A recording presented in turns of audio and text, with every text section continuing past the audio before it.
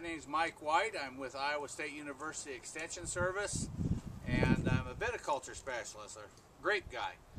Today we're going to do some pruning out here in this vineyard. It's a nice March day. It's a little windy, but the sun's clear, and it's pretty warm out. Before I usually start to prune in a vineyard, I always want to make sure I got the right kind of equipment. And this is kind of the basics that I'm going to go over with you today. First of all, I'd like to point out is that if you're going to be walking into somebody else's vineyard, and that often happens, you're helping the neighbors or helping your friends, you probably first want to spray your pruning tools with a 10% solution of bleach. It's a sterilant, sanitizer, if you will. That way you're not transferring diseases from one vineyard to another or another plant to another. It's just sanitation. It's one step of sanitation.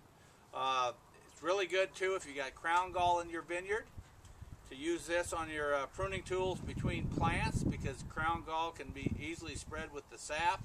So you want to make sure you spray your pruning tools with a 10% bleach solution. Again, it's 90% water, 10% bleach, and you just spray it on your pruning tools.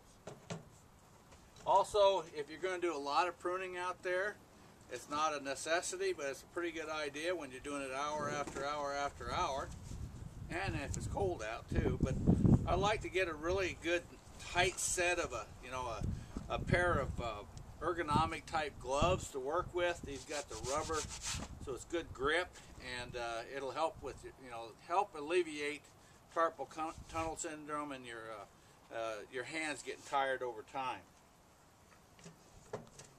Another thing, when you're out there in that vineyard, I like to bring some flagging tape, because you're also always going to find something wrong. You're going to have a trunk that may be dead or questionable. You may find a sign of crown gall or some disease out there, maybe animal damage. Just some red flagging, and then tie it onto the wire, and then use a magic marker, and you can note what the problem was at that site. And these can be easily seen looking through the vineyard. For some of you, we often start out using the balanced pruning technique, where you measure the pounds of prunings per vine to get an idea how many fruiting buds you're going to leave on that vine. So it's a good idea to have a cheap fish scale like this one right here. Measures in pounds. I can quickly determine how many pounds of prunings per vine. These are pretty cheap, maybe $6–10 each. If you want to step it up a notch, you can get an electronic scale, like Rapala has one out there. Go to a discount store. They typically measure in ounces, and they're going to be somewhere in that $30 to probably $50 range for a good electronic scale. Probably well worth it if you're going to be pruning a lot of different vineyards, or you have a large vineyard. If it's in the middle of summer, and of course most of the time the mosquitoes are out there, it's always a good deal to have some mosquito repellent with you. When you look at your pruning tools, it's a good idea. I always have some, larger pair of loppers like this, so that if I get a cordon that's dead and needs to be removed, I can use these. Or if I got a trunk with crown gall, I can use the loppers. Okay. When you look at your actual pruners, there's different types. This is kind of the anvil type pruner. Now these are somewhat a more expensive pair that I have here. These are ratcheting. They're more an ergonomic pair. I think this set cost me $30.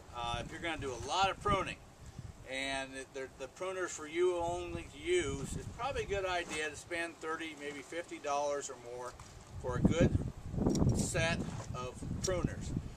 Most people will go and buy the bypass pruners. Now,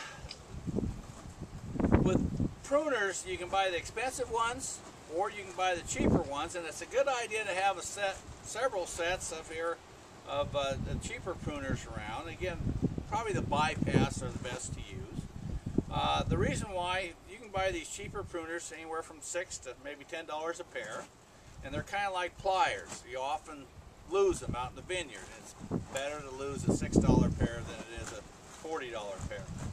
Another thing is that you're going to have people helping you quite often, or workers coming in, and for whatever reasons they walk off. So it's a good idea if you're going to lose some pruners to lose a cheap set of pruners. Also, while you're out there, don't think that what you sharpened last night is going to last all day. It's a good idea. Here's a little diamond sharpening tool right here, and to bring the sharpener right out into the vineyard with you so that you can constantly keep them sharpened. Having a good sharp set of pruners are going to help immensely from the carpal tunnel syndrome that some people develop over hours of pruning. Good idea to always have band-aids on hand, especially if you got other workers out there. And I've done it. You're talking to somebody else and pruning, and all of a sudden you catch your finger. Another good reason to wear gloves, but always have some band-aids on hand. Then you're always going to be tying up cordons. A cordon came off, maybe an old tie broke. And there's different types of ties you can use. You can use twist ties. A lot of people use rubber bands. You can get different sizes. A lot of people tend to, I see anymore with the commercial pruners, they'll buy this tying tape. And it's pretty tough stuff. Last couple years, you can tie the cordon on and then just pull it apart. And I see a lot of that being used, and they'll just stick that in their pocket and they'll just roll it out of their pocket as they're working. If you're somewhat frugal or cheap, I guess, this is what I often use. These are 8-inch lengths right here, or excuse me, 9-inch lengths. I find that the 16-inch lengths are easier for me to work with my bigger hands. But this is nothing but sisal twine. And I highly recommend, if you're going to use twine, use the natural sisal twine. It'll degrade over 2 or 3 years. Don't use the plastic tie. The plastic twine, it'll last forever.